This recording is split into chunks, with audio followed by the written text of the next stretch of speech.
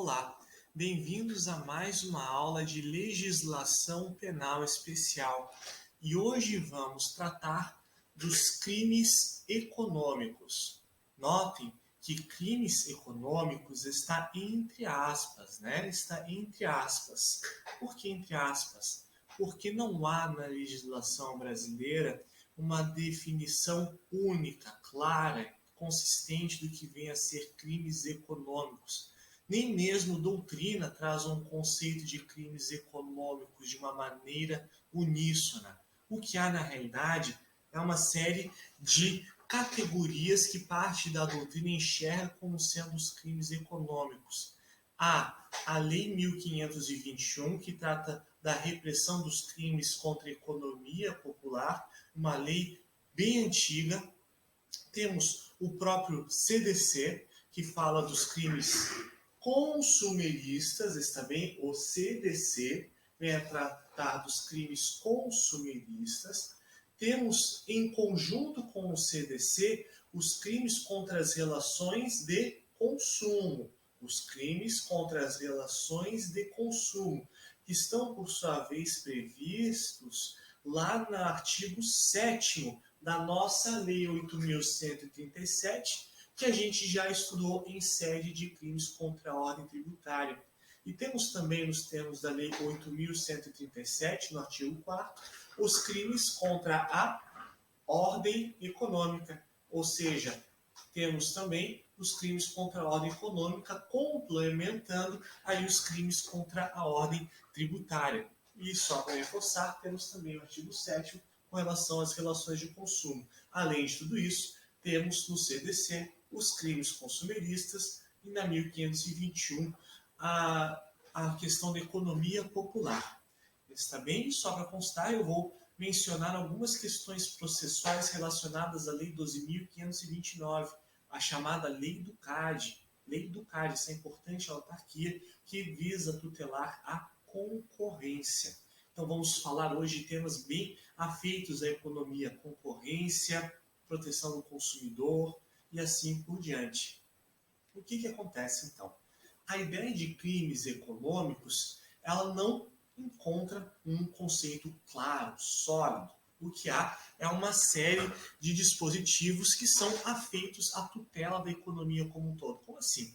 Quando se fala de economia, se fala da necessidade de se ter um sistema econômico que seja capaz de promover relações mercadológicas frutíferas, ou seja, de promover o enriquecimento da nação, promover um aprimoramento, um melhoramento do status de vida, das condições de acesso a bens, produtos e serviços pela sociedade civil como um todo. Qualquer país quer que sua economia flua de maneira interessante, de maneira correta, para que as pessoas tenham acesso a bens e produtos e eventualmente encontrem felicidade, possam se promover, possam satisfazer seus interesses e seus anseios. O que acontece? Surge em economias aqui notadamente liberais, quando se fala de crimes econômicos, pressupõe-se modelos de Estado em que vige o sistema capitalista, o sistema liberal, tal qual o Estado brasileiro, que tutela livre iniciativa, propriedade privada e assim por diante. E nesses modelos não é possível se ter um liberalismo total. Por quê? Porque quando se há um liberalismo, um modelo liberal econômico extremo, o homem acaba se tornando o bicho do próprio homem. O que acontece muitas vezes quando o sistema econômico é abandonado à própria sorte? Surgem ineficiências. Por exemplo, se não tiver regulamentação, é possível que empresas queiram vender produtos excessivamente baratos, excessivamente ruins, com vida útil curta demais. E se uma pessoa comprou um produto precisando que esse produto durasse, digamos assim, 2, 3 anos, se essa pessoa passa a comprar este produto ruim a cada 3 meses, essa pessoa deixa de gastar o seu dinheiro com outras coisas mais importantes. Essa pessoa deixa de gastar com talvez férias, com serviços, turismo, lazer. As ineficiências econômicas são um grande problema para os sistemas econômicos capitalistas liberais. Porém, o direito apresenta várias soluções e a gente vai tratar dessas soluções pouco a pouco.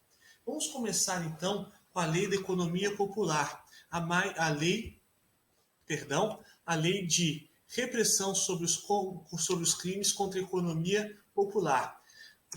Criada nos anos 50, mais precisamente em 51, essa lei encontra-se majoritariamente derrogada, está bem? Majoritariamente derrogada, porque dispositivos legais vários, sendo que as condutas que os senhores ainda vão encontrar lá encontram-se tacitamente revogados por outras leis, quais o CDC e a 8.137, está bem? Só que tem um dispositivo na Lei 1521 que é muito importante. Então, vá até o artigo 2º da Lei 1521 e vá até o inciso 9º. Vá até o inciso 9º do artigo 2º da Lei 1521, que vai estabelecer o seguinte, são crimes dessa natureza, ou seja, crimes e contravenções contra a economia popular. Inciso 9º, obter ou tentar obter ganhos ilícitos em detrimento do povo ou de número indeterminado de pessoas mediante especulações ou processos fraudulentos, bola de neve, cadeias, pichardismo e quaisquer outros equivalentes. Olha só, que expressões únicas são essas referidas nos anos 50. Anos 50 já se trabalhava com a seguinte ideia. Você possivelmente já conhece, você sabe do que eu estou falando, você conhece esse tipo de abordagem que várias empresas têm, que é a seguinte abordagem. Você com certeza conhece um amigo que já fez o seguinte contigo. Esse amigo disse o seguinte, ei, que tal você se associar, tá? Que tal você se associar nessa empresa em que eu estou, tá? Esse, entre aspas, amigo, diz isso para ti, eu estou numa empresa em que eu sou do nível, sei lá eu, bronze, o diamante, sei lá eu. E nessa empresa que você pode vender produtos desta empresa, para se associar, você precisa pagar uma taxa, tá? Você vai se associar no nível desta empresa, tá? Você se associa aqui e você paga uma taxa para mim. Você, com isso, se associa a essa empresa e você fica abaixo de mim. Só que o seguinte, você, uma vez associado a essa empresa, vai ter o direito de associar outras pessoas, está bem? Outras pessoas. E para cada pessoa que você associar, você vai ganhar também um valor econômico. E esse dinheiro, uma parte vai ficar para ti e outra parte vai para mim. Ou seja, participe dessa empresa e angarie o maior número possível de pessoas, porque quanto mais você trouxer para esta empresa, mais você vai ganhar dinheiro. E muitas vezes as pessoas nem sabem do que é essa empresa. Se essa empresa é de produtos cosméticos, se essa empresa é de telefonia, se essa empresa sabe-se lá o que. O que acontece aqui? Eu pergunto, neste esquema, tá? Em algum momento as pessoas vão acabar, não é verdade? Nesse esquema aqui, que foi pela primeira vez concebido por um ítalo-americano chamado Ponzi, tá? Quem quiser se inteirar sobre este indivíduo Ponzi, ele criou esse esquema em que em um momento vai faltar humanidade, vai faltar gente. Olha só, a humanidade ela é finita. Não vai ter como sempre angariar mais e mais pessoas para conseguirem dinheiro para o nível acima e você ser promovido para o nível acima e assim por diante. Uma hora vai faltar pessoas. E eis que uma hora pessoas vão pagar para fazer parte deste esquema e não vão conseguir angariar outras pessoas. Pessoas vão pagar para fazer parte deste esquema e não vão conseguir angariar mais pessoas. Elas vão investir, por exemplo, R$1.000 para fazer parte dessa estrutura que é chamada de pirâmide, está bem? Essa estrutura é de pirâmide e uma hora alguém vai ficar no prejuízo. tem gente que não vai conseguir angariar outras pessoas. Tem gente que vai pagar, por exemplo, R$1.000 para fazer parte deste sistema de pirâmide, pensando que vai conseguir angariar 10 pessoas, cada uma pagando R$1.000, só que não vai conseguir 10 pessoas pagando cada uma R$1.000. Essa pessoa não vai conseguir nenhuma pessoa pagando R$1.000. Essa pessoa vai ficar no prejuízo. Está bem no prejuízo. E olha só, se essa pessoa fica no prejuízo, nós temos um sistema que é horrível para a economia.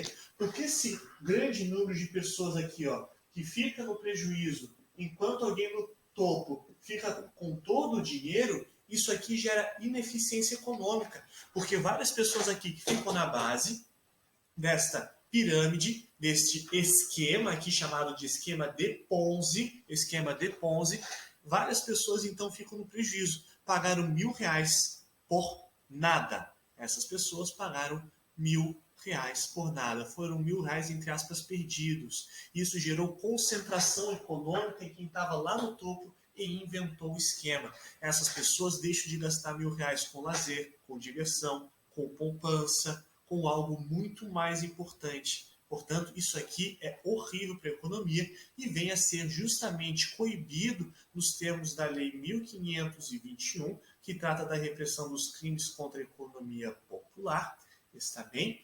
Nesses termos, é o sistema de bola de neve. Por quê? Porque uma hora esse esquema aqui, ó, vai ruir, vai faltar gente e assim por diante. É uma bola de neve. Uma hora essa bola vai cair em alguém. Uma hora algumas ou várias pessoas vão ficar com prejuízo.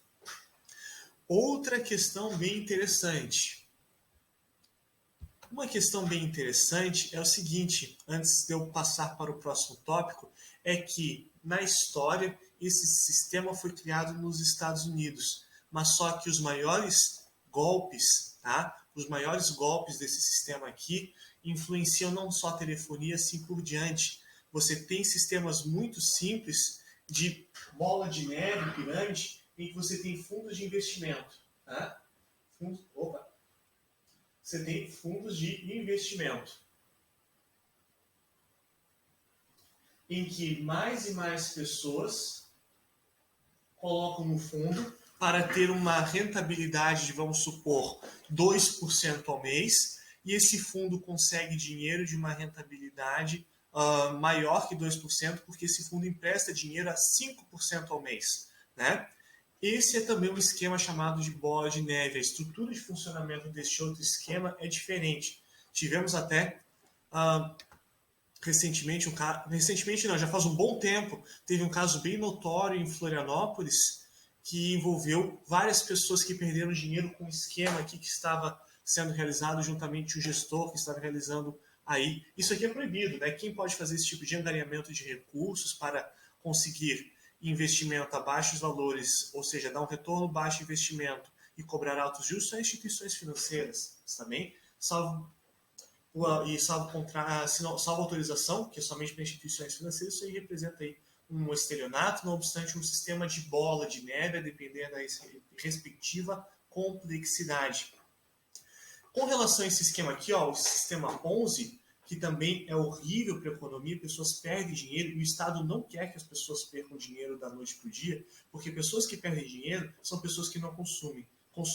Pessoas que não consomem são pessoas que não geram riquezas, não geram circulação de produtos, não são arrecadados impostos. Com isso, essas pessoas não têm acesso a bens, produtos e serviços também. Essas pessoas agora que perderam dinheiro, elas vão precisar do Estado para ter acesso à saúde. O sistema de saúde já deficitário acaba sofrendo mais ainda, ou seja, fica uma bola de neve e quem paga o preço disso aqui, ó, é o Estado. Quem paga o preço dessa pessoa no topo da cadeia ter ficado extremamente rica acaba sendo o Estado. Por isso que o Estado vem a proibir esta prática. E aqui uma curiosidade, o sistema Ponzi foi inventado nos Estados Unidos, mas não só em telefonia. Um dos maiores sistemas de Ponzi, também nos Estados Unidos, foi o caso Madoff. E o Madoff, ele criou um sistema que era de bola de neve, e de certo modo alguns dizem que era Ponzi ou era uma bolha, enfim. Esse sistema aqui, ó, todo mundo investindo dinheiro, é chamado de bolha. Uma hora a bolha estoura, né? Basta alguns investidores tirarem dinheiro que a bolha estoura. O maior esquema de bolha da história foi o caso Madoff, nos Estados Unidos. Alguém que captava recursos, mas só captava recursos porque revertia em investimentos o custo das novas captações. Ou seja, essa pessoa aqui, ó, que, por exemplo, dava $1.000 ou $1 milhão para o Madoff, ela conseguia, depois de um tempo, sei lá, $1.100.000. Só que esses $100.000 vinha não do valor do investimento em si, mas do valor de um novo cliente aqui, um novo cliente aqui, um novo cliente aqui. Ou seja, os aportes de capital dos novos clientes é que acabavam ensejando essa bola de neve. Tá? É diferente da instituição financeira, que dá os respectivos lucros para os investidores a partir dos juros que são pagos por pessoas que pegam empréstimos e assim por diante. Esse foi um dos maiores esquemas fraudulentos da história. Na verdade, supostamente o maior. Tá? O maior esquema fraudulento da história teria sido o Madoff. Porém, o maior esquema de Ponzi da história teria sido ocorrido nos Estados Unidos com parceria de brasileiro. Tá? O brasileiro que acabou se unindo ao americano e vários brasileiros e vários imigrantes nos Estados Unidos querendo dinheiro fácil, aderiram a esse sistema e perderam um dinheiro que era muito precioso, né? Um dinheiro muito precioso para os respectivos imigrantes dos Estados Unidos, na ordem de bilhões, né? Aqui estamos falando da ordem de bilhões, não vou dar os nomes, mas tem um brasileiro envolvido até assim que o esquema, digamos assim, veio à tona, esse brasileiro fugiu para os Estados Unidos e está respondendo em liberdade no Brasil. Vamos passar então ao próximo tópico. Além de nós termos aí uma tipificação nos termos da Lei 1521, nós temos outros importantes diplomas legislativos, dentre eles o próprio CDC. Olha só, vamos supor que determinadas pessoas comprassem um produto à moda, que fosse desnecessário, mas que, não obstante ser desnecessário, elas compraram esse produto porque o marketing era muito violento. E nesses termos, o marketing era mentiroso, tá? Marketing mentiroso. Nós temos no CDC várias práticas, tá? Várias práticas, e eu queria ver com os senhores somente algumas delas, está bem? As principais práticas do CDC dizem respeito à publicidade enganosa. A publicidade enganosa e não só isso, abusiva. Tá? Artigo 67 do CDC. Fazer ou promover publicidade que sabe ou deveria saber ser enganosa ou abusiva. Vamos pensar no caso do storytelling. Tá? O storytelling. O que é storytelling? É você contar uma história sobre o produto.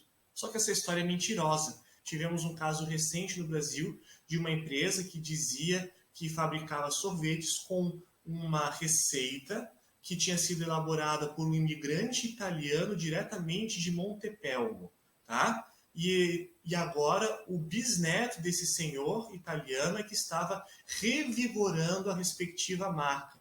Olha só que história bonita. Olha só, bonita, muito bonita e mentirosa. Vamos supor que você comprasse esse produto por causa dessa mentira. Você deixou de comprar outros produtos, produtos honestos, produtos sem marketing violento. Então, nós temos aí, nos termos do artigo 67, importante dispositivo, o abusivo, fraudulento. Ou então você compra um produto porque ele é muito apelativo, você nem precisava dele. Isso não só é algo inadequado para a economia, como é algo criminoso, a depender do caso, tá? Algo criminoso. Por quê? Porque se as pessoas gastam muito sendo enganadas, as pessoas que foram enganadas, elas investiram, elas acabaram se desfazendo de determinado valor que poderia ser utilizado em algo mais eficiente. E o Estado quer a eficiência econômica. O Estado quer que aquele que produz os melhores produtos sobreviva no mercado, atraia clientes, expanda suas atividades e que seus produtos sejam duráveis. O sistema antagônico a isso, o inimigo dessa situação, é quando a empresa, sem ter um bom produto, faz uma publicidade que faz com que o seu produto seja vendido em detrimento do produto que é verdadeiramente bom, e nisso as pessoas acabam gastando mais. Vamos pensar em algo como colchão, tá? Não estou dizendo o nome de empresa nenhuma especificamente, mas vamos supor que tivesse uma empresa boa e responsável atuando no mercado nacional. que faz produtos excelentes, higienizados, com altíssima qualidade e resistentes. Colchões que duram tranquilamente 15 anos, tá? 15, 20 anos. Essa empresa não investe em marketing, praticamente nada. E uma outra empresa que está investindo pesado em marketing contrata um artista, e esse artista deita na cama, adora essa cama, todo mundo quer saber em que a cama esse artista está dormindo, e eis que a cama que ele está vendendo é de baixíssima qualidade, não dura nem 3, 4 anos, já está se decompondo. Né? A vida útil é muito inferior àquela que é esperada do produto. Nós podemos ter aí também uma possibilidade de publicidade abusiva. E não se esqueçam, publicidade é diferente de propaganda. Propaganda é tudo aquilo que é feito para se propagar, para se disseminar. Possui fundamento, a ideia de propaganda possui fundamento lá com os nazistas, né? Enfim, a ideia de que algo poderia se distribuir pela sociedade, se propagar uma informação e assim por diante. Isso é interessante para o marketing, que o produto tenha a sua ideia, a sua percepção se reproduzindo, porém, o que se faz no Brasil, que é permitido aqui, é justamente a publicidade, você dizer algo sobre o produto. Não obstante isso, o CDC também veda a utilização de produtos perigosos, o CDC veda a utilização de componentes, componentes já usados no conserto de produtos novos. Vamos supor que você queira consertar o seu celular em uma empresa autorizada e você, sem saber, está tendo um componente do seu celular sendo alterado por um já usado. Isso é crime, tá? Isso aí é crime. Uma pergunta que os alunos sempre me fazem, tá, sobre essa matéria diz respeito ao condicionamento de produtos e serviços, tá? Muitos alunos perguntam, a venda casada é crime? Venda casada está previsto no artigo 39 do CDC, inciso 1. É vedado ao fornecedor de produtos ou serviços, dentre outras práticas abusivas, condicionar o fornecimento de produto ou de serviço ao fornecimento de outro produto ou serviço, bem como sem justa causa, a limites quantitativos. Isso é uma prática abusiva, tá? Não está no rol dos crimes. É você, quer comprar algo? Você, para comprar a pasta de dente, você precisa comprar a escova. Isso gera ineficiência econômica, porque a pessoa que não queria essa escova deixou de comprar uma escova eficiente, de melhor custo-benefício, para comprar a pasta de dente, vamos supor assim. E também os limites quantitativos. Você quer comprar papel higiênico? Tudo bem, mas você, aqui dessa minha marca, só pode comprar 100. Tem que comprar 100 papéis higiênicos. Desde que não tenha justa causa, tá? Tem justa causa, por exemplo, nas redes varejistas do chamado atacado ou atacarejo. Tem gente que utiliza essa expressão. Quando se está em atacado, para que se tenha uma melhor eficiência econômica, tem que ser comprado em maior quantidade. Isso tem justa causa. Mas vamos supor que, de repente, um supermercado mais tradicional, o Angelone da vida, o supermercado Imperatriz, ou Ipo, enfim, um supermercado de menor porte, diz que agora, naquela região, só vai atender a pedidos de pessoas que quiserem comprar, por exemplo, papel higiênico, se forem 100, sabonete só se for 10, né? Se não tem uma justa causa, isso é uma prática abusiva, mas não é exatamente a criminosa, está bem? O CDC, por sua vez, tem que ser visto, tem que ser interpretado juntamente do artigo 7º da Lei 8.137.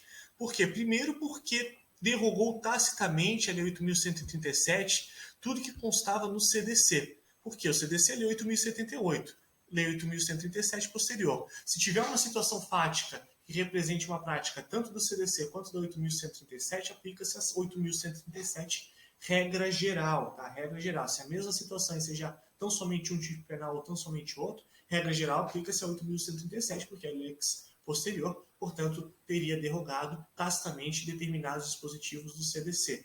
Não quer dizer que não seja possível o concurso de crimes. É possível o concurso de crimes, sim. A pessoa realiza uma conduta da 8.137 e mais o CDC. Nos termos da 8.137, nós já temos aqui, como crime contra as relações de consumo, algumas questões relacionadas à publicidade também. Artigo 7º, inciso 2. Vender ou expor à venda mercadoria cuja embalagem, tipo, especificação, peso ou composição esteja em desacordo com as prescrições legais. ou que não corresponda à respectiva classificação oficial. Ou seja, você está vendendo algo em uma embalagem muito maior, ou então que não é o adequado para isso. Né? Outra situação bem interessante, o mel fraudado, artigo 7º, inciso 3, misturar gêneros e mercadorias de espécies diferentes. Tem gente que, não sei como é que funciona, como é que eles fazem, eles conseguem misturar xarope de milho, que é algo que tem uma consistência muito similar à do mel. O xarope de milho é possível fazer com uma consistência muito próxima do mel, consegue misturar com mel.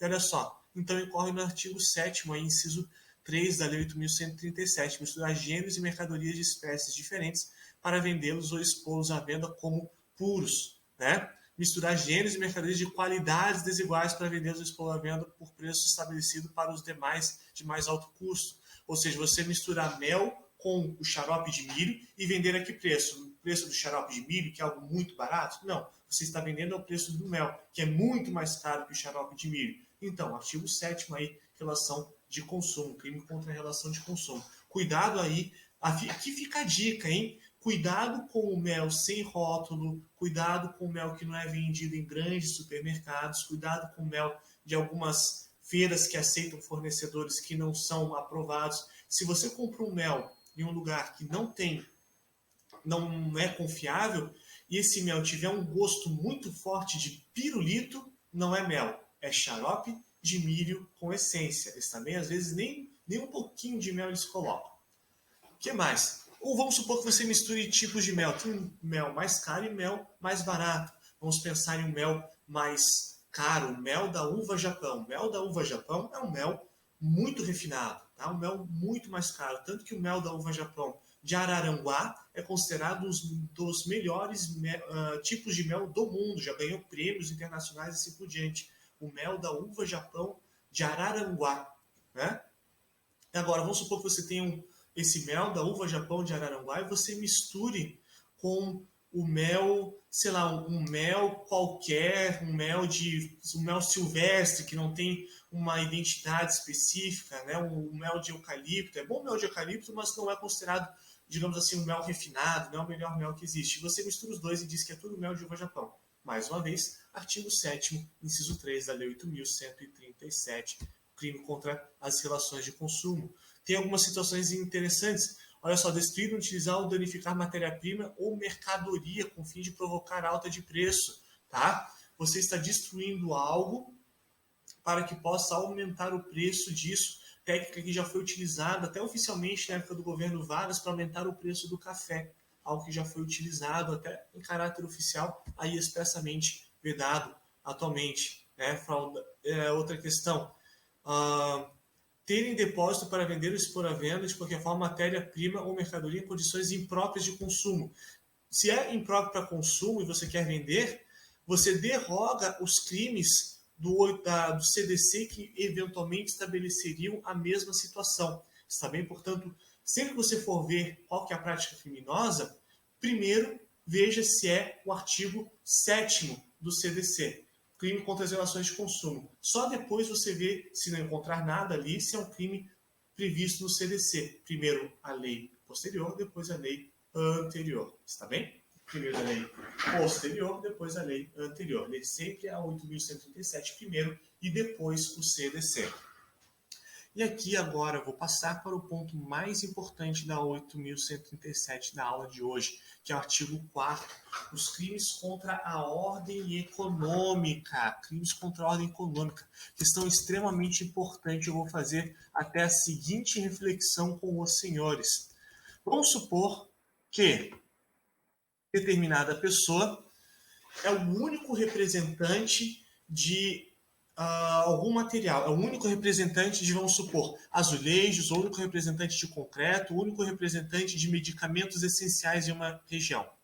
Nessa região, esse medicamento aqui, ou essa propriedade terapêutica, vamos supor, medicamentos para dor de cabeça e febre, só tem essa marca, só tem esse revendedor, somente ele chega aí nessa localidade e o produto dele é excepcionalmente bom, portanto, nem chega a concorrência, porque o produto dele é muito melhor que os demais.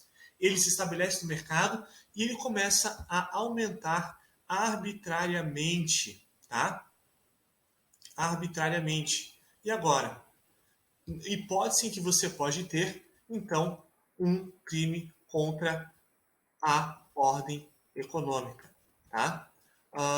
Por quê? Por quê? Porque vamos supor que você tenha justamente entrado neste mercado colocando um preço muito baixo e do nada você aumenta este preço. Olha só, você para se estabelecer nesse mercado, você colocou o seu produto a um preço abaixo de custo. Você fez algo chamado de dumping, tá? O dumping interno, tá? O dumping interno. Você chegou em uma região do Brasil onde não tinha produtos estabelecidos, você chegou vendendo seu produto abaixo do custo de produção. Quebrou a concorrência, agora você está elevando lá até as alturas o preço do seu produto. Você está abusando do seu poder econômico, tá? Nos termos aí do artigo 4º, inciso 1, tá? Artigo 4º, inciso 1, forma de ajuste ou acordo de empresas. Olha só, se você tem, por exemplo, um acordo entre duas empresas, incisos 1 e 2, está bem? Você controla aqui determinada região, ao passo que essa outra empresa com quem você conveniou vai controlar uma outra região. Vocês estão fazendo um acordo regional. Eu não entro num espaço, você não entra no outro. Eu vendo o meu produto a preço alto, você vende o seu produto a preço alto também. Nós fazemos esse acordo de cavalheiros, e nós dois saímos contentes. Ótimo. Ótimo para nós dois, porque para o resto da população está péssimo. A população como um todo vai sofrer com essa falta de concorrência. E a concorrência é um bem, é um jurídico autônomo. Você precisa ter um sistema capitalista, as partes concorrendo. Se as partes não concorrerem entre si, você não tem eficiência econômica.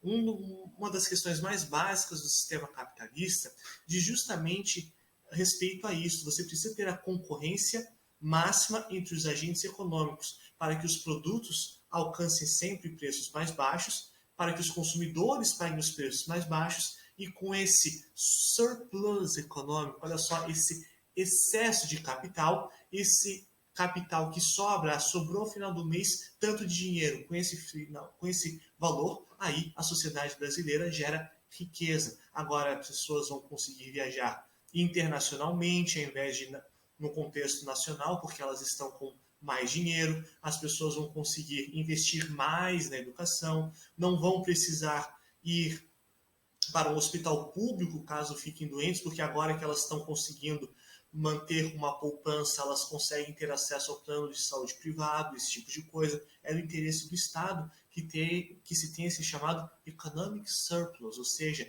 excesso econômico, que as pessoas consigam economizar nas relações de consumo e nas relações econômicas como um todo.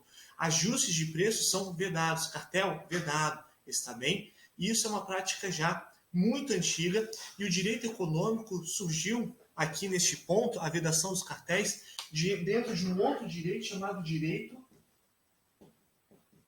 antitrust.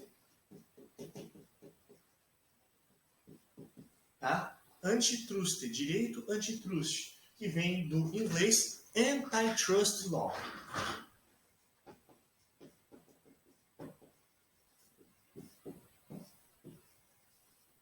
Antitrust law, um ramo autônomo do direito que teria surgido no Canadá e nos Estados Unidos. O primeiro ramo, teria surgido na Inglaterra. Os primeiros precedentes diziam respeito a casos ainda no período da Idade Média com relação à venda de estabelecimento e impossibilidade de se continuar competindo com o antigo proprietário, né? O antigo proprietário tem que sair de uma região depois que ele vende seu empreendimento ao previsto no Código Civil pelo prazo de 5 anos ou aquilo que for ajustado.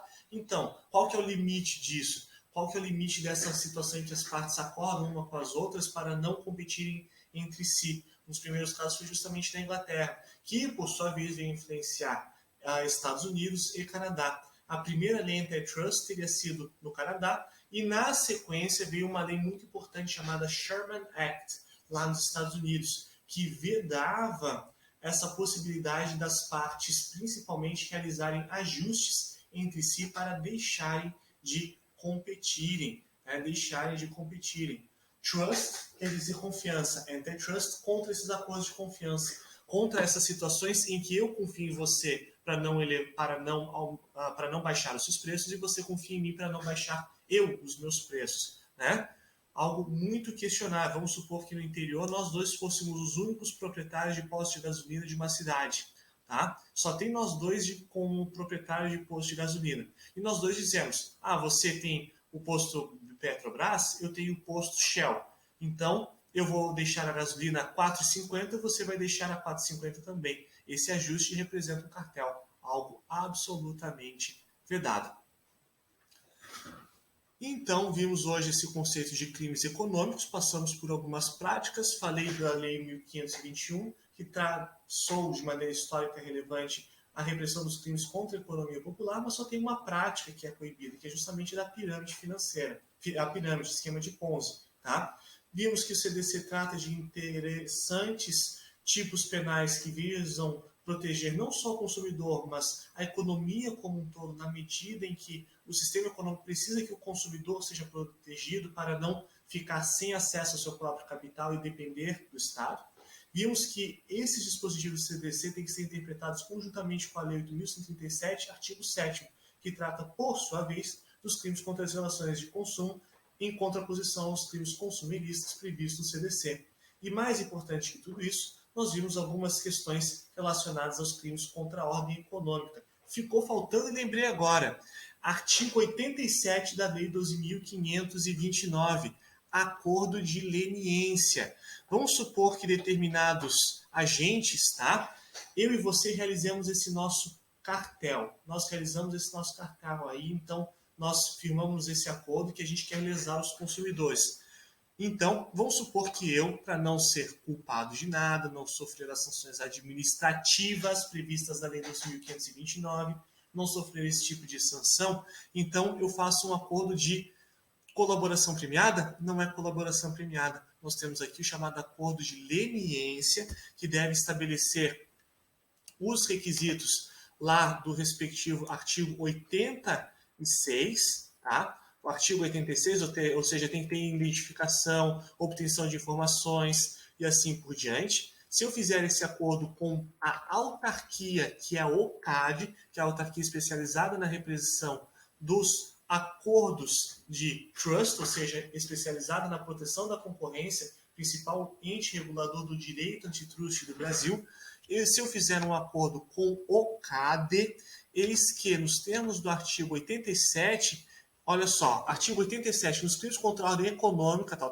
que a gente viu, e nos demais diretamente relacionados à prática de cartel, ou seja, uma eventual organização criminosa, enfim, ou a mera associação criminosa, olha só, a prática de cartel, como os tipificados no 86666, que aqui fala expressamente dos crimes em sede de licitações, e incluindo expressamente o 288, que é a associação criminosa, a celebração de acordo de leniência nos termos desta lei determina a suspensão do curso do prazo prescricional e impede o oferecimento de denúncia com relação ao agente beneficiário da leniência. Ou seja, aqui nós temos um acordo que tem natureza autônoma, não é colaboração premiada, não é acordo de não persecução penal, não é sursi, não é nada disso. É um acordo de leniência que tem natureza civil. Porém, esse acordo de natureza civil traz efeitos na esfera penal, porque o direito penal, aqui o sistema penal tem que saber, enquanto esse acordo de leniência estiver em trâmite, estiver sendo cumprido, a ação penal está suspensa, tá? E se for cumprido,